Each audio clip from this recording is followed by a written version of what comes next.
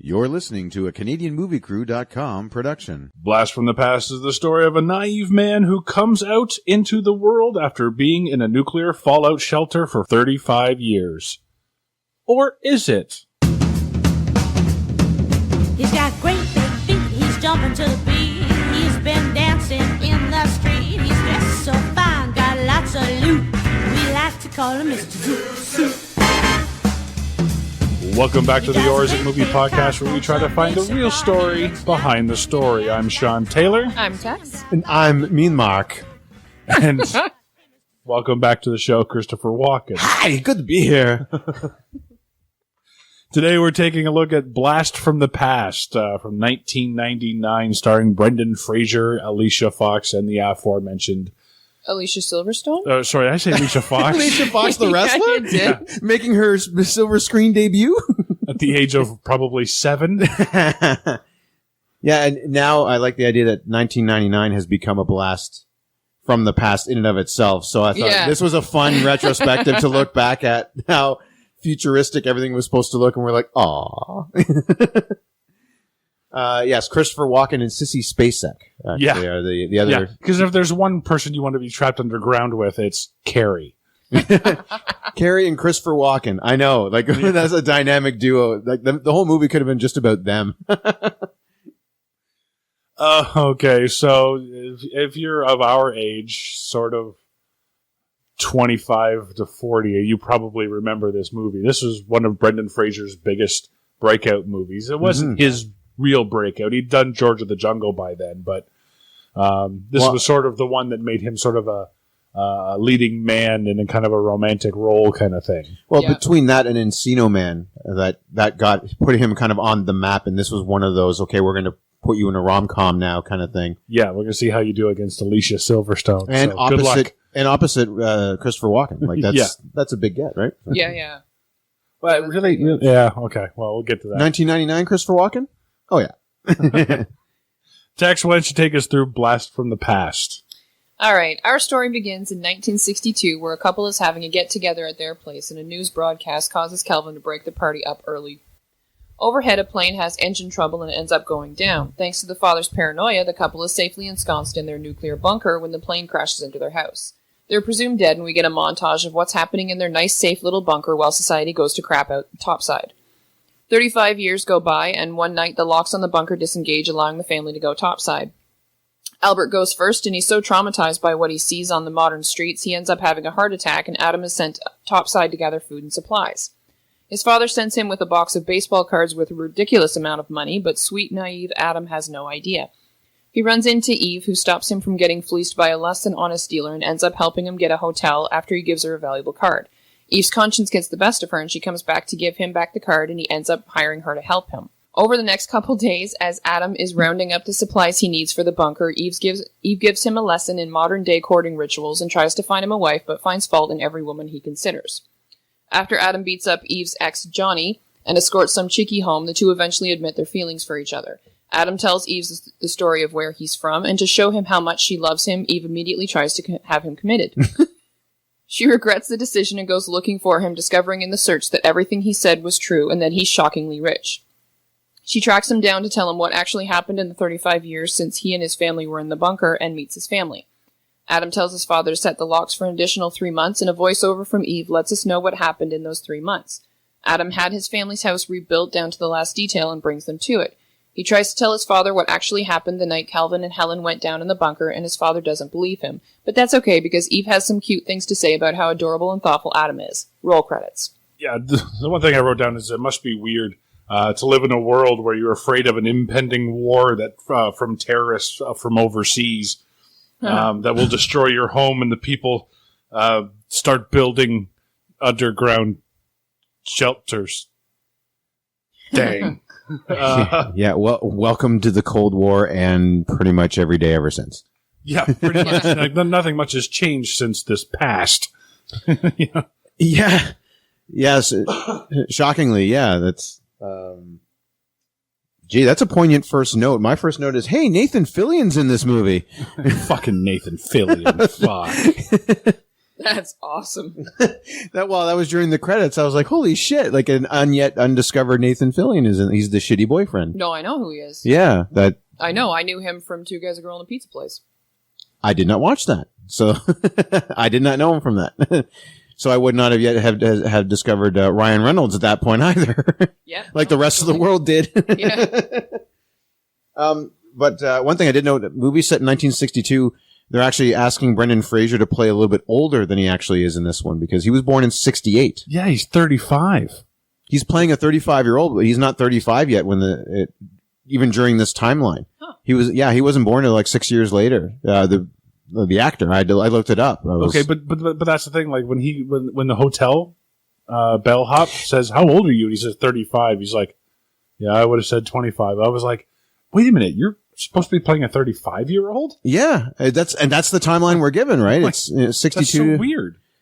62 to 1999. Yep. There, so, and that's the thing though.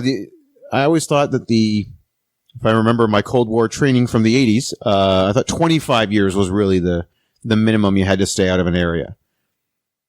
But I guess I was wrong. It's Walken. He's probably nuts. As you see in that movie. He's a genius, though, too. In this. Yeah. A genius, but crazy. And I actually like how they set up the characters. It's just idle chit chat at this party scene. You have partygoers talking about them, you know what I mean, and what they're like and stuff. So I thought that was kind of and how they see him. Yeah. And I really like that, actually. I thought that was fun. Yeah, I thought it was cute. Especially the way they're like, "Oh, yeah, you're such an awesome person." Then the back gets turned. It's like, "Oh, my God, what a crazy bitch." Like, yeah. Whatever you do. That's exactly what happens at parties. So. Yeah. Whatever you do, don't bring up the communists. And then it's like, so, those communists, huh? It's like, nah. I have a hard time saying a lot of bad things about this movie because I can't say anything bad about this movie. I can say well, then like we'll just go to my notes then. I can say some things that are wrong with it, but I'm not going to say anything bad about this movie because honestly, this is one of my favorite movies. And as far as I'm concerned, as soon as Christopher Walken comes on screen, it's a good movie. Oh, instantly. Batman Returns, notwithstanding. I love his freak out. He can't say that. I love his freak out. At the well, first of all, when he's doing his own little stand-up bit and he's telling just put it on my bill. I was like, he's just telling like a street joke, but I loved it. And then when he freaks out when they shut the door, I was like, the duck said, "Shove it up my ass." Yeah, it's a watch, isn't it? I've been to this for 35 years. The one thing I had to laugh out loud. Brendan Fraser's he's going to go up to the surface, and he talks to his mom. He says, "Can I meet a nice young girl? I've been thinking about it a lot." I'm like, "Yeah, I bet you have." Yeah, a lot. He goes only for very hard. He goes only for about the last 15 years or so. I'm like, wait, 20? He didn't start thinking about this till 20. Yeah, and considering how his honestly, father's considering the fact that he's only around his mom and dad. I guess I'm kind of happy about that. Yeah. Well, you're right. But also consider his father's aversion to adult videos. He probably didn't take any porn with him down. No, not essential viewing. So he would have went through his entire teens and 20s with blue balls and the Cramdens. And honeymooners. The honeymooners. And I Love Lucy. Yeah. So those were his fantasies were Brendan Fraser or Lucy. You have some sucking to do, you know what I mean, or something. I don't know. I just ruined I Love Lucy. I'm sorry. Just take some Vita Vita Vegemin and you'll be good to go. So, so the party scene happens. Everything. The Joey Slotnick character. Working out in the malt shop in the beginning, and his mom's. I make $1.15 an hour. Well, I'll snag him up, ladies. Woo-hoo, yeah. I swear, a lot of the times this guy gets hired for his hair, that fro that he can pull off like no other. I think that's part of it. But the Jew fro. Go ahead and say the Jew fro. Okay, yeah. Well, yes, we're talking along those lines. Is he kind of a racist in this? I don't know. When we first, he's kind of. I don't know. I just it's right near the beginning of my notes here because I know right near the beginning it kind of got. Oh, when they played the Barry White song. Yeah, and he's like, I don't like this, and then he's like, wait, is it because he's black? No, but they started it's a enjoying good the song later on. Yeah, I know. I just kind of I was like, wait a second, were they going that way? But I guess not. But No, I don't think so. I think it was just a matter of like the way the song begins. They're kind of like, I don't know about this, but then it gets into the song, right? Yeah. And it's like, oh yeah, this is actually kind of groovy. So this was new music back then, Yeah, right? exactly. So yeah, fair enough. But yeah, I like that the changing businesses and stuff like that. That over the years, like it turns from a malt shop to actually right quickly it goes down the toilet though. I mean, it's a malt shop and then it's a bar. And then it's a shitty bar, and then it's a biker bar in the 80s. It's like Roadhouse. Yeah, yeah. For a Patrick Swayze cameo, just have him walking in. It's not going to work out, Dalton, and then he leaves. By the way, this is kind of an odd reference, but do you guys remember? There's a thing on Sesame Street that it was a counting to 10 thing, and it was just a stringy face, white string on a black background, and it would count little balls flying by the screen, but it would like wave up and down in kind of a 70s psychedelic way. Yeah. Do you remember that? No. Alicia Silverstone reminds me of that face. Yeah. She reminds me of that face because because her mouth moves completely independent of her face when she talks. Did you notice that? She's kind of a side mouth talker. Like she's not talking at you. She's kind of talking around you a little bit. Like the bottom lip will drop down too. It'll like drop down to the side. Yeah. You expect that the noise I've never coming. actually watched her talk before. I guess that I haven't watched a lot of Alicia Silverstone movies either. So There's so many other things left. Yeah. Batman, Robin, it's me, Barbara. That's what I feel like her voice should be almost amplified or some like come out wavy, like you said, and just be like, "Oh, where are you?" Like, I wouldn't say it's to that extreme, but I do know what you're talking about. It looks like it almost should. Yeah, her bottom lip just kind of like moves on its own. It's kind of it's saying a different sentence, maybe like it's talking. Yeah, hell, get me out of here! Like maybe her bottom lip is like faster than the rest of her face, so like it's thinking 3 sentences ahead of what she's going to say. Yeah, already getting into position type thing. It's pre-spotting her next sentence. It's setting up the next. It can speak before it happens, He's got predictive math. And I love when Brendan Fraser gets to the surface and he's looking up at the sky. He's never seen the sky before, right? So he starts looking up, and the dude is like, and there's some guy comes over, and he's like, "What are you looking at?" He's like, "The sky." And the guy looks up, "Where?" And I know. I love sky. that response. Where? Up. Where else is the sky? Like, yeah. Have you? I understand he's never seen the sky before. Have you never seen the sky before? Never once in all your life looked up? Yeah, the joke doesn't hit home first until really the kid gets it. I think, or I mean, like I think the joke is supposed to be. I see it. Yeah, and basically she doesn't see anything, or she's not supposed to. Like the idea of they're looking for something in the sky, but there's nothing there. It's just the sky. So yeah, it kind of I don't know. Sometimes it doesn't work. I find in this movie, like I know what they're trying to do, but Fraser is like it's so fish out of water. It's working and it's not working. Sometimes I don't know.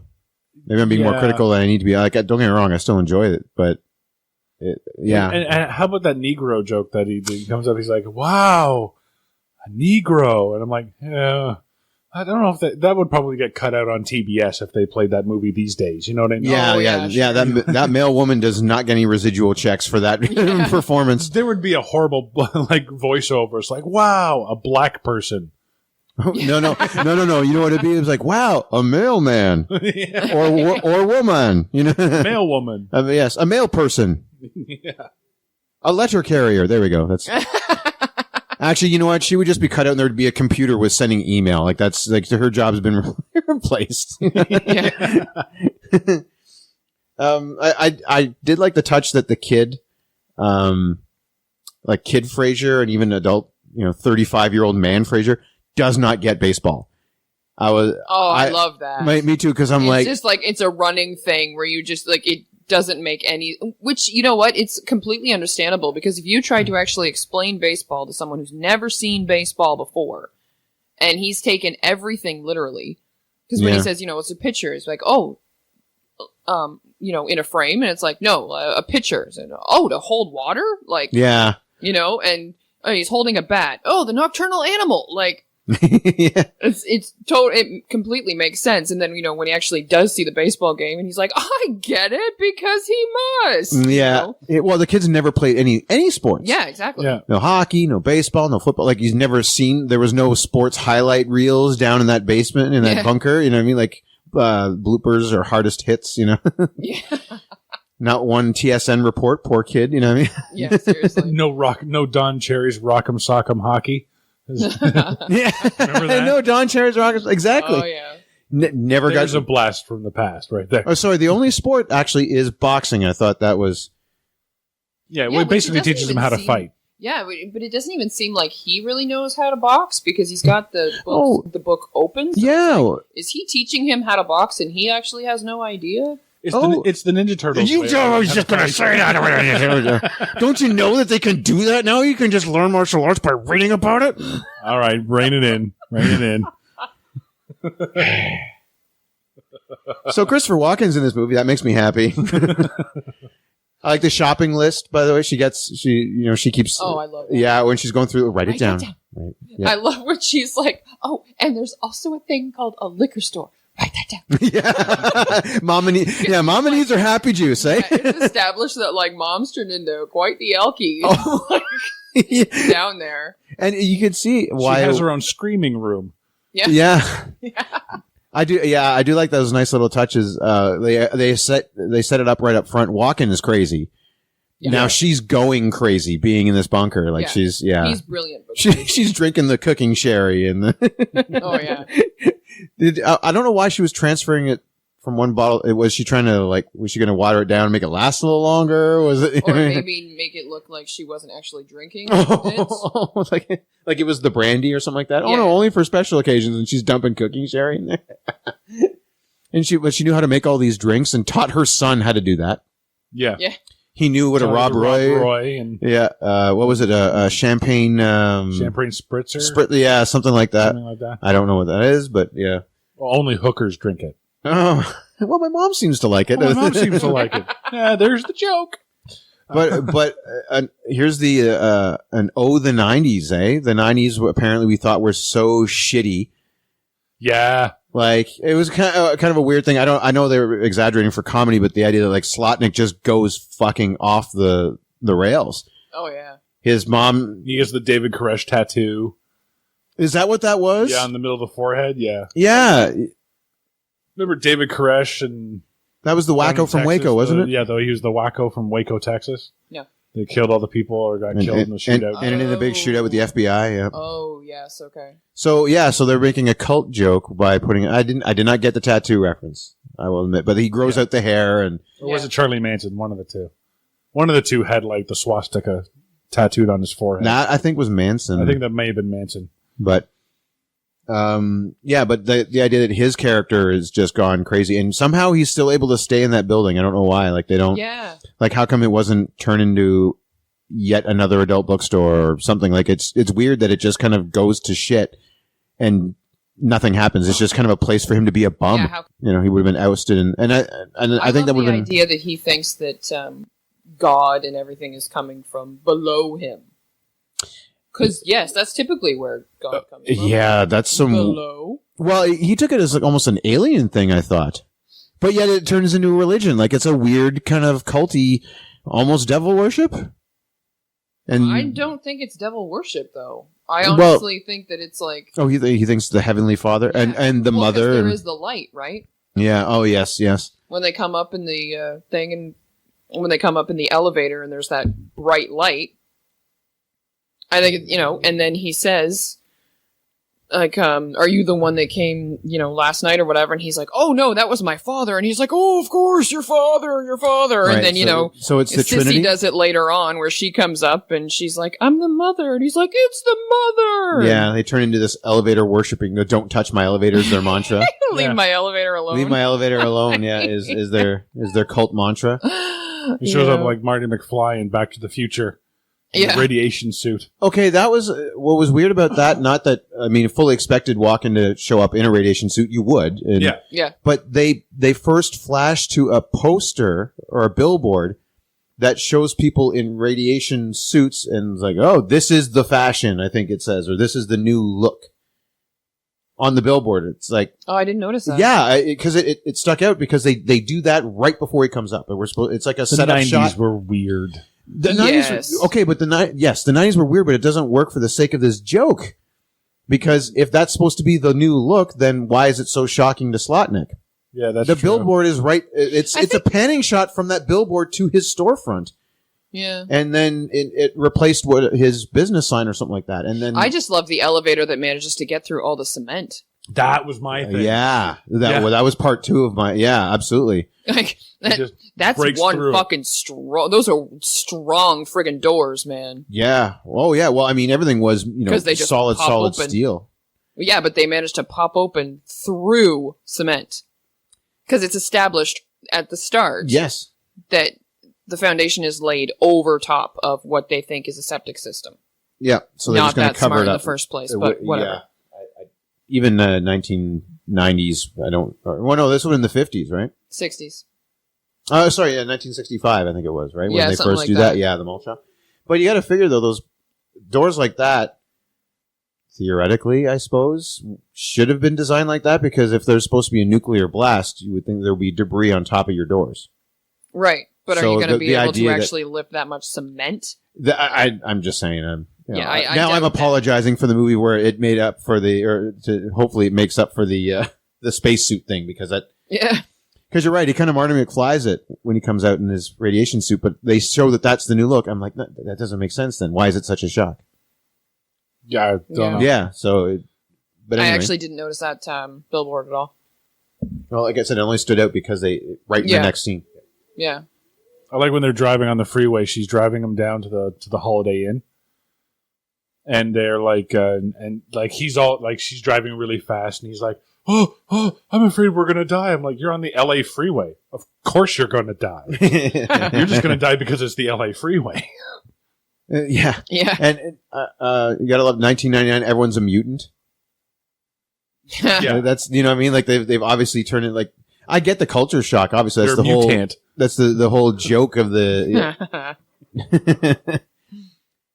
But so the nuclear holocaust turned people into transvestite prostitutes? I guess. Is that what he's thinking? People who throw up and eat it out of the garbage. Yeah. Mind you, if you're eating out of the garbage, that's probably a good indication that you're going to throw up. They didn't have homeless in 1962? Yeah, Had that not been invented yet? Yeah.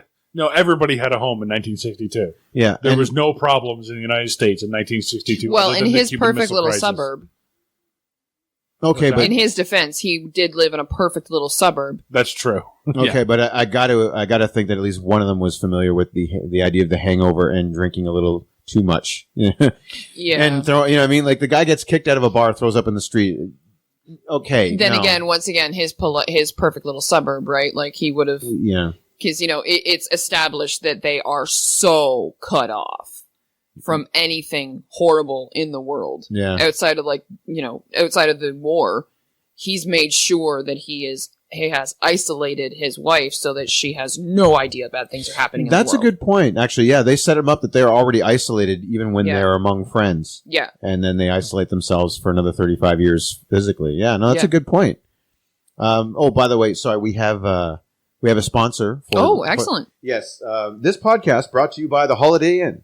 The Holiday Inn, providing you with safe haven from mutant kind since 1952. Write that down. Write that down. Thank you, Holiday Inn. We appreciate that. I did have to look up when the Holiday Inn started. It was 1952.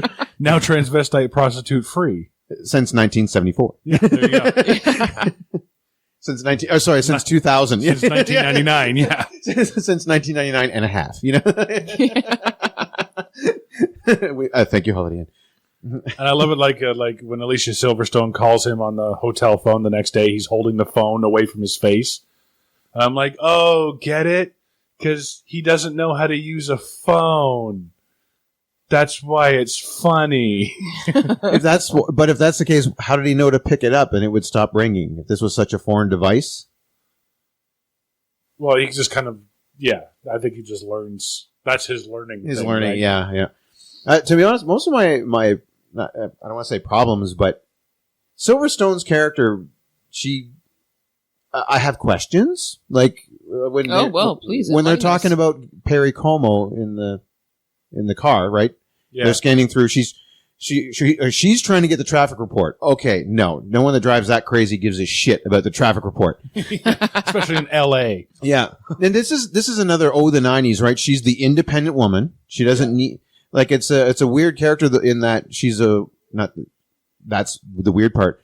She's independent woman, doesn't need anybody. That's fine, but the idea that she isn't smart enough to have a career. You know what I mean? She just goes from one shitty job to the next. Like they're kind of making her kind of a shitty character that way. Like she's supposed to be strong and independent, but she's not that strong. She's not that independent. She's just going from one bad job to the next. Yeah, they and kind of getting set it up sexually like harassed everywhere she goes. And like she goes from job to job to job. Well, what's wrong with you then? Yeah, because after a while, maybe you're the problem. Yeah, and that's the thing. If they were going to make this strong, independent character, why not? Have her why not have her be the owner of the baseball or memorabilia shop or something like, you know what I mean? Like why go halfway with it? And then of course she's a shitty driver too. It's like, well, I guess that's playing off her laughs, but I'm like, well, it doesn't really do anything because I think that's just the whole 90s stigma, because that's when it was really big with the whole women drivers. Oh yeah, what's the deal with women driving these cars? I mean, come on. Yeah, exactly. Are they going left or they're going right? Oh, I don't know. I love this the bad green screen effect when they're driving in the truck.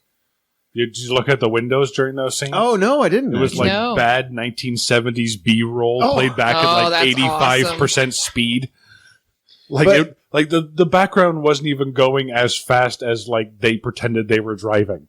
Like, you could tell it was way off. So they're white knuckling it, and it's like dun, dun, dun, dun, dun, dun, just kind of walking by, just driving by. It's like so slow, or it's going by at a walking pace. Yeah, a little kid just walks faster than the. But what I meant with the Perry Como comment is, she's saying how much Perry Como gets her going. That's why she's driving so fast. I'm like, is she trying to be sarcastic? Because was that like a come-on line? That was her being absolutely sarcastic. It didn't work for me. I actually put it. I was like, what is she? I don't know. No, she's being sarcastic because you can notice she looks at Brendan Fraser as soon as he starts doing his whole snapping his fingers thing. She's like, crazy guy, okay. And then she delivers the line in earnest though, like that's supposed to be sarcasm. It didn't hit with me. The delivery I think was. Oh yeah, no, it's not delivered correctly, but yeah, it's supposed to be sarcasm. Oh, fair enough. Yeah, and the gay friend, he's got it more together than she does. Yeah. He's got a career. He's a website developer. Yeah. He's, you know what I mean? They share the house. He's together. a website developer. That's in the 1990s. That is hard work. Okay, you're programming. You're doing code. Yeah. You're waiting for dial-up just to upload. Programming in SQL. Another question in the hotel room scene with the bellhop that you mentioned earlier. Yeah. Did it seem like Fraser was delivering his deadpan delivery, but I'm like, I think he's going to kill him. I think it almost had shades of had a serial killer vibe. This could have been a horror movie where this guy just is out of fish out of water because he's crazy, and then he's like, "Thank you for helping me to my hotel." Stab, stab, stab. You know what I mean? Like it could. This could have gone that way.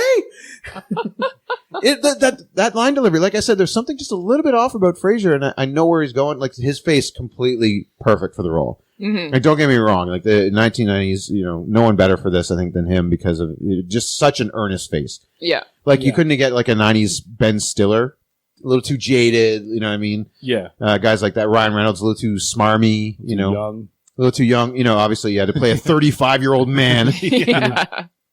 No, but apparently that's the secret to looking young, though, is to stay underground for 35 years. Yeah, and that's kind of what the bellhop calls out, right? Like he's living up here, I guess, makes you look older. It's like, oh, okay, sunlight bad. I get it. You know, up there on the 18th floor. Yeah, all those artificial UV rays are just fantastic for your skin. I guess, yeah. But it makes the parents age horribly.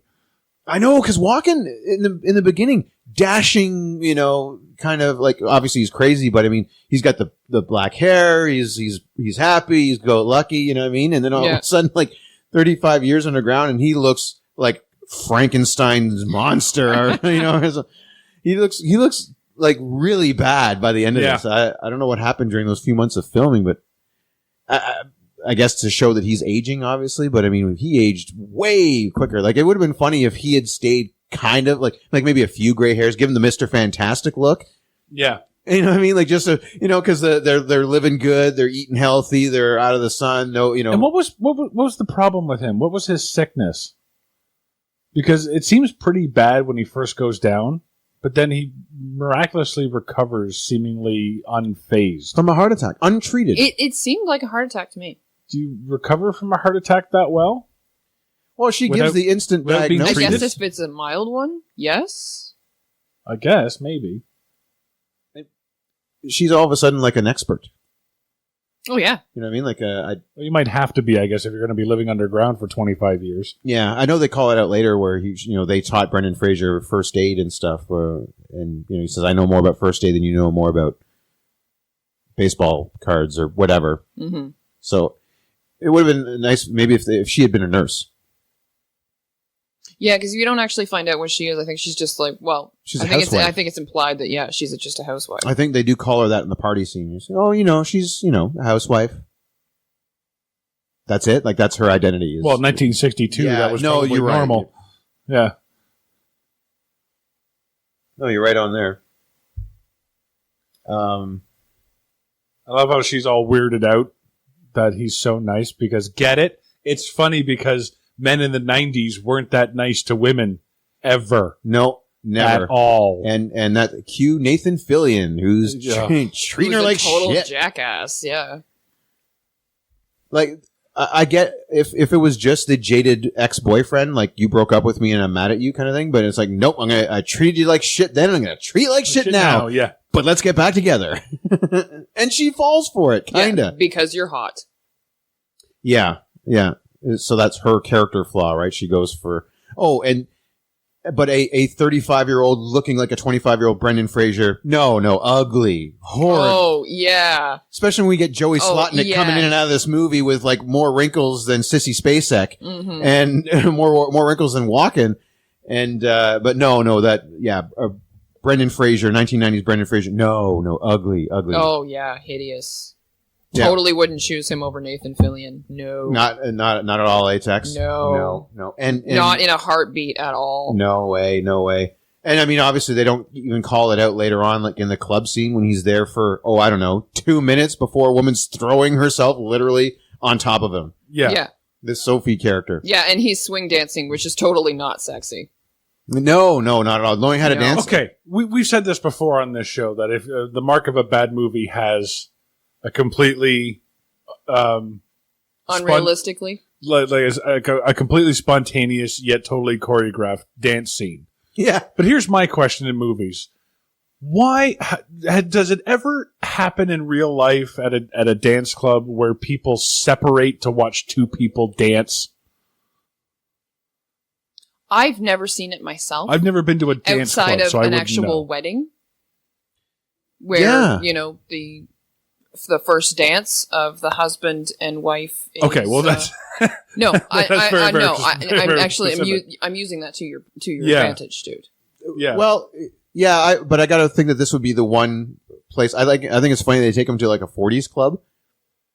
Yeah, they just happened to take him to a 40s to an old-timey club so he would actually know the moves in the dance. Okay, well, actually, in the defense of the movie, I do apologize for defending, but I'm still going to point this out. Swing was big then. Swing was getting big back in the 1990s. Swing was getting really, really big. Like, it was cool to know swing. Oh, okay. I did not know that. Yeah, like Mambo No. 5 and yeah, a lot of the songs were coming out. They were kind of big band. But that's the thing, though. I mean, he trained for this, for 35 years. Yeah. So he had a dance lesson every single day of his life.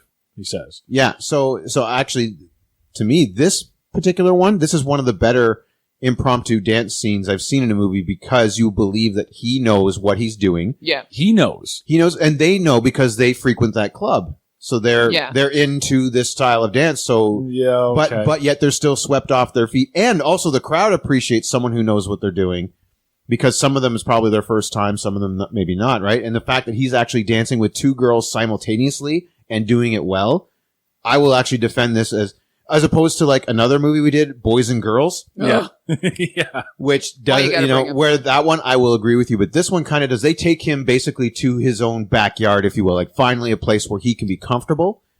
Surroundings that are somewhat familiar. Yeah. He knows the music. He knows the moves. Like this is actually a good thing for his character where he gets to show off. It's a convenient thing for his character. Oh, absolutely. Yeah. And since we're talking about this club scene, I do have a few problems with it. Oh. Please. Worst bar fight scene ever. I'm sorry. This is exactly Roadhouse here, like. I think it's hilarious, actually. It's funny, because, he's like, I don't want to fight you, but I will. And, and he says, and like Johnny says, like, okay, let's not fight, whatever. And then he like comes out. He tries to get the drop on him again? He tries to get the drop on him. And Adam's like, he's right there and he's got his defense ready and everything and punches him once. And it's like, okay, and he's like, all right, let's just stop this, Eve's right, we should stop, whatever. And he's like, okay, and he's ready to be like, all right, cool, whatever, we're chill. And then he comes at him again. Yeah. Like, I'm sorry, he was gonna. But I kind of wanted to see it go, I wanted to see it go outside. I wanted to see him hand him his Yeah, ass. like I get that, it was funny the way they set it up, but the fact that they just stop.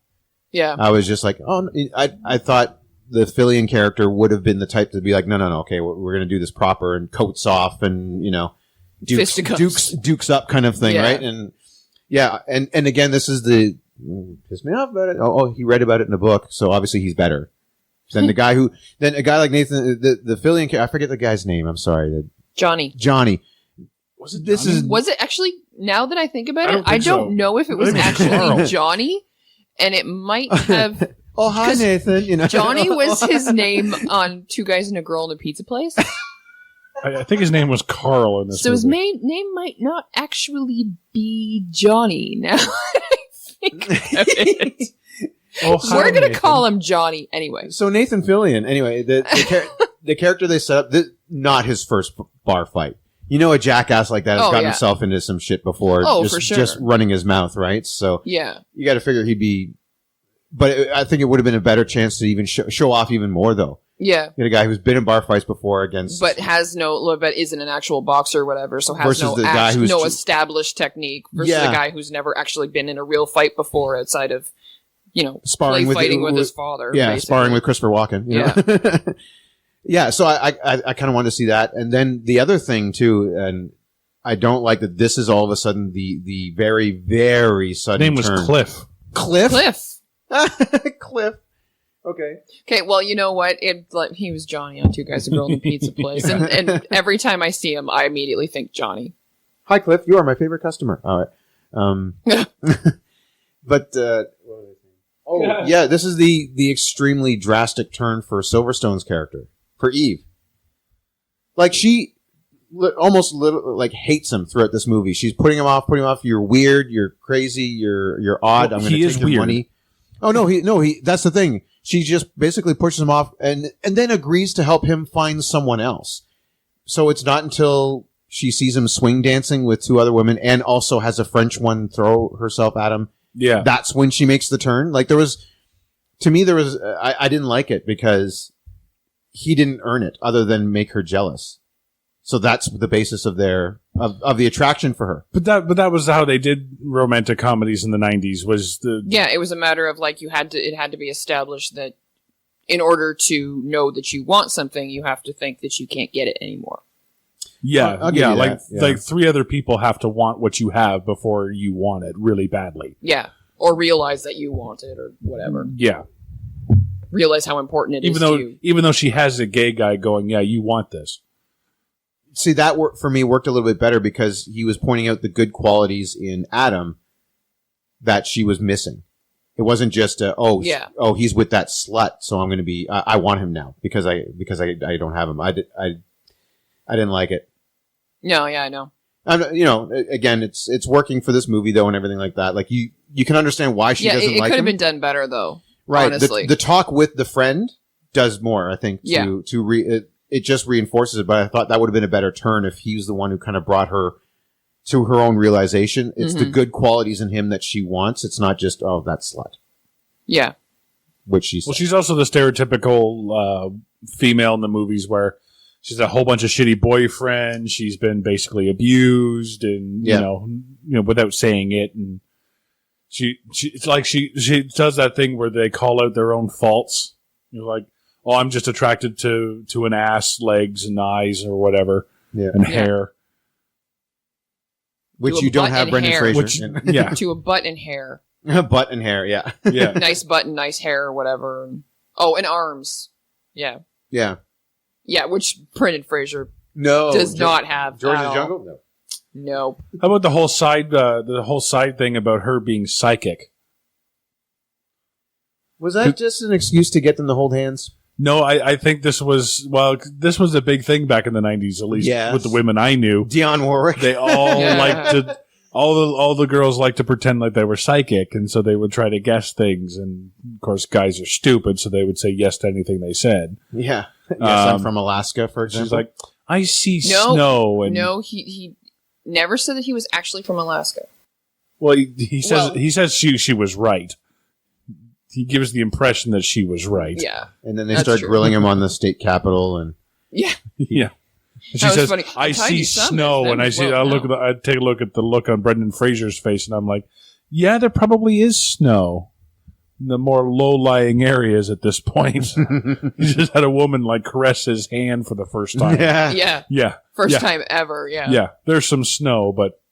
Well, there's some white stuff, but it ain't snow. Yeah. Well, I tried to be nice about it, but... And I would just like to say I never pretended to be psychic. Yeah, well, yeah. You never used that in the 90s? I never did. No? Okay. Not once. That's just saying. That's one.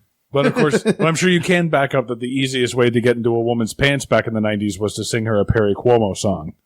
Come on now. That was a panty Cuomo dropper. Song, huh? That's his name, Perry Cuomo. Cuomo? Yeah. I thought it was Como. They pronounce it Como. It's actually Cuomo. Oh, okay. Yeah, no, the totally. is silent? Is that? Yeah, no, that's absolutely true. Yeah, sing me a Perry Cuomo song and I'm all yours. Well, I'm changing my karaoke playlist, I'll tell you that. Next time Tex gets a ride however, from me, Mark. Brendan Fraser sang me a Perry Cuomo song. Yeah. Okay. Yeah, I think that was I was the going to point. say, Brendan Fraser can sing you whatever the hell he wants, am I right? Yeah. He can sing you fucking 5 bars from Eminem and probably... Yeah, Brendan Fraser can sing me War is the Answer by Five Finger Death Punch, and I'm all his. Well, actually, yeah, I'm all his anyway. You can sing Fuck the Police or something. Yeah, bitch, exactly. Get out my way, like that. Bitch, get out my way. Smack my bitch up. Back that ass Smack up. my bitch up, yeah. Smack my bitch up. Oh, fuck. So they have a scene where he's driving, and the driving is so shitty. I thought it was her.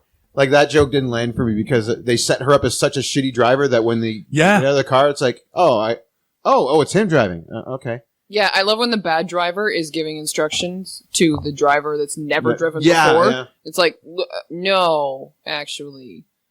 She did some really impressive bad driving in Clueless. I will say that.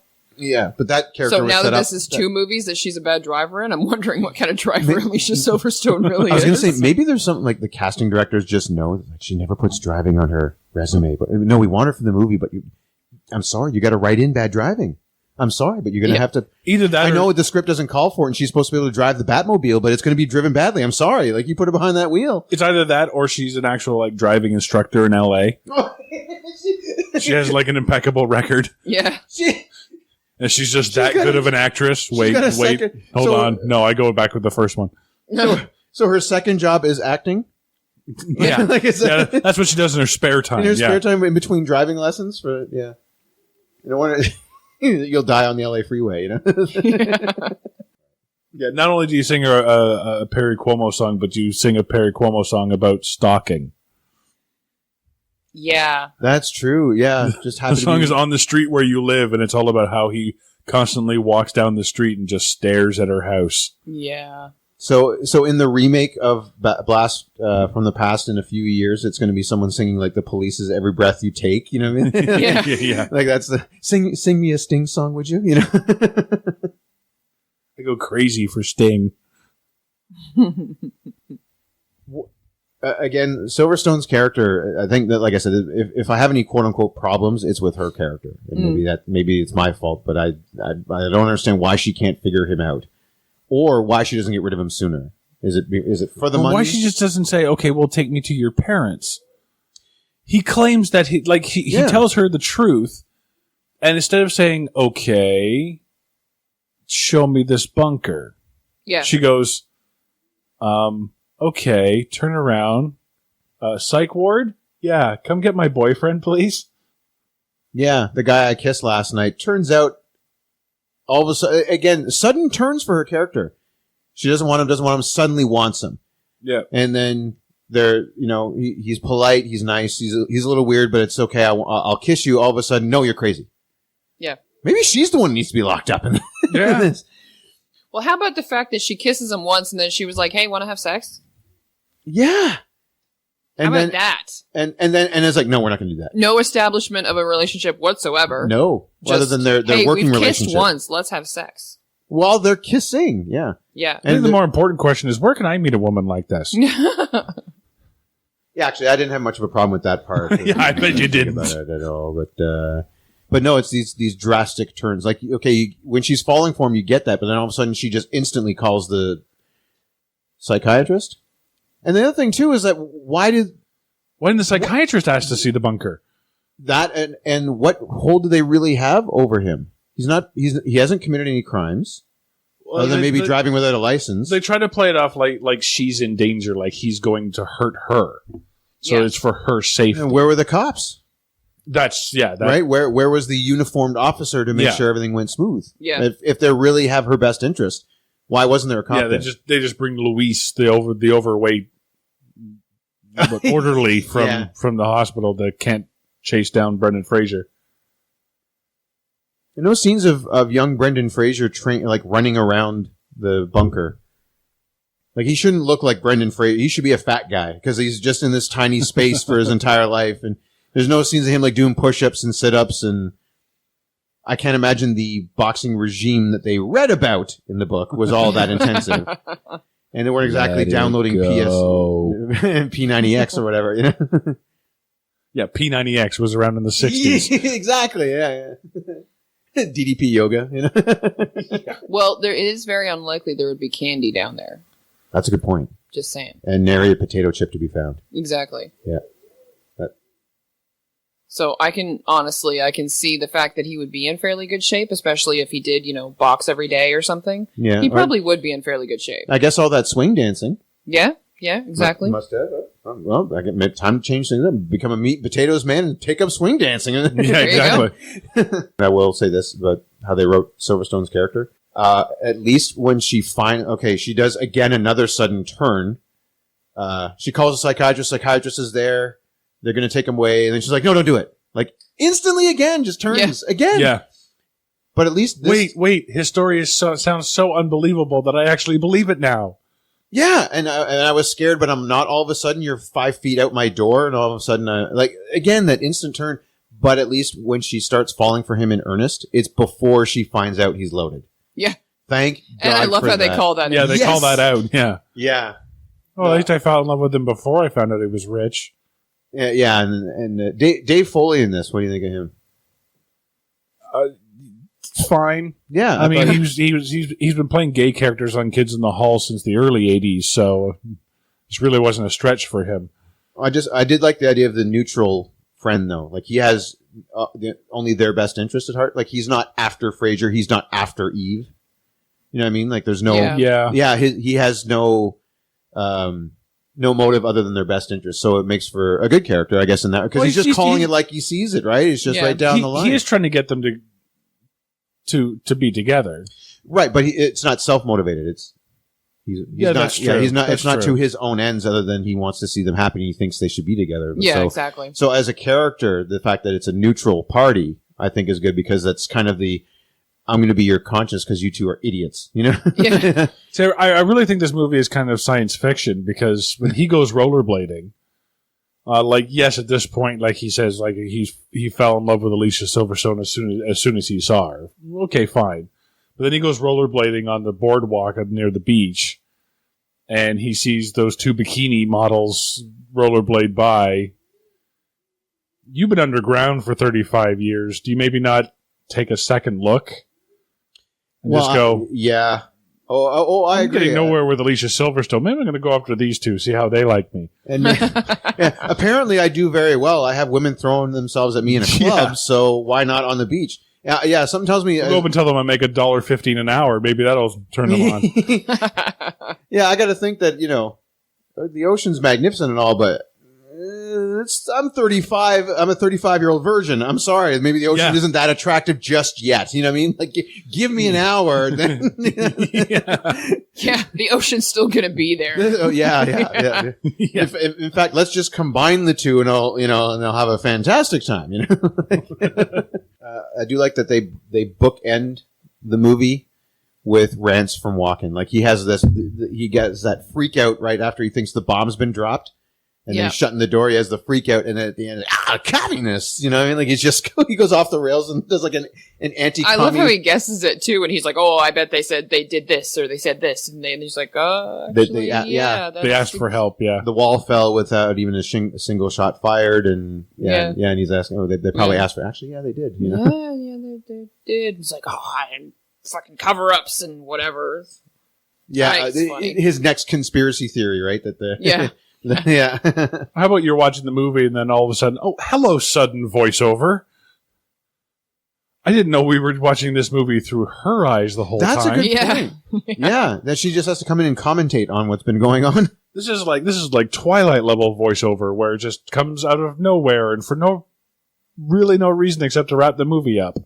Yeah, they could have easily started with her, and kind of this is the story of. Of how I met Adam. Or something. Yeah, how I met my husband, I guess. Is that? Yeah. That might have been, not interesting, but a different way of going at it, right? Where it's the fish out of water story, but told from the person in the know. She's the one who grew up, in that society, and he wasn't. So yeah, could have seen it, but yeah. But yeah, it would have been better. I think in this case, the voiceover would have been actually nice to hear from Fraser's character. Or maybe if they'd gone... It would have made more sense to come from Fraser's character. Oh, yeah. Or even a back and forth. Or not a back and forth, but a, like she says, and then he said, kind of, they could have done more jokes, because he could have said, hey, it's great what you can get done when you just have to say, doesn't matter how much it costs, or, price is not a factor, and, still playing that wide eye. Golly gee, that's swell. Yeah. So, yeah, then it ends with Christopher Walken. Walking. Christopher Walken. Yeah, he's walking. He's pacing off his new fallout shelter. Yeah, that was a nice little joke to end. He's like, I'm not so sure. So I'm gonna. Oh, that's the one thing I have here. It's at the beginning of the movie when he thinks that everything is like it's an airplane that falls and it sends him down into the fallout shelter. I said there's freaking out. There's panicking, and then there's walkening. Because he goes way over the top at the beginning of this movie. Just crazy. I love it. Oh, yeah, it's fantastic. But... So do you think in 2030 there's going to be another movie? Like, it'll be Brendan Fraser and Alicia Silverstone coming out of the bunker after their characters go in like 2000, like, or Y2K? You know what I mean? They go into the bunker for Y2K, and then they come out 30 years later or something? Yeah. Actually, the aging might be pretty right on, and then they could have they would have a kid or two, and if they had two kids, there you go. You got a buddy comedy now. I think we said everything we need to say with this movie. Yeah, I think so too. So One of those when I'm one-offs. looking back, that 2014 was a pretty weird time.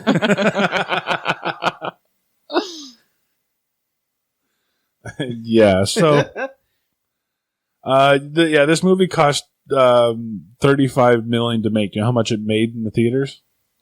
37. 26.5. Oh, that's too bad. Oh, that is too bad. This was technically a failure as far as Yeah. Now I think this far one as it goes. did better on video though. Like that's where I I see. think Yeah. it did better on TBS. To Yeah. be surprised. to be honest. No. I remember like once Frasier kind of made it.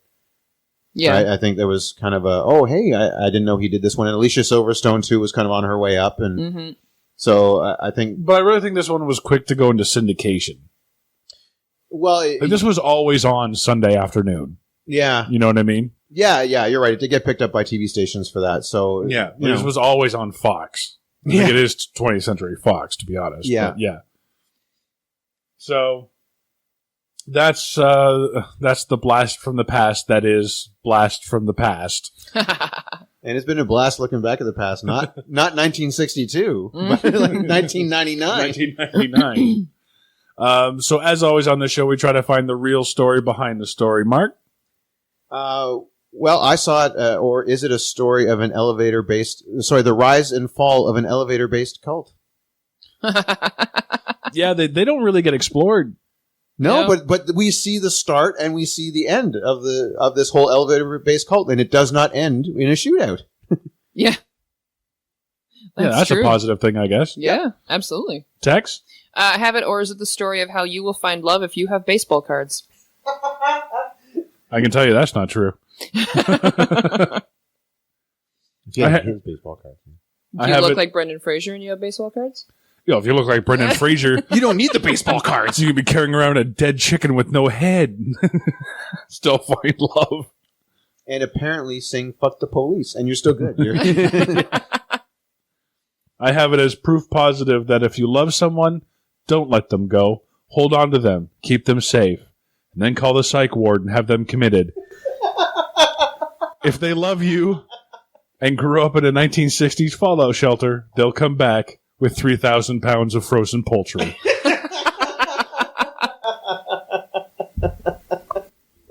Very nice. So that's going to wrap up Blast from the Past. I'm Sean Taylor. I'm Tex. and I'm Mean Mark. Join us next time when we'll take a look at a story of a stunt pilot who flies in vertical circles to travel back in time. Ray Liotta stars in Loop de Looper.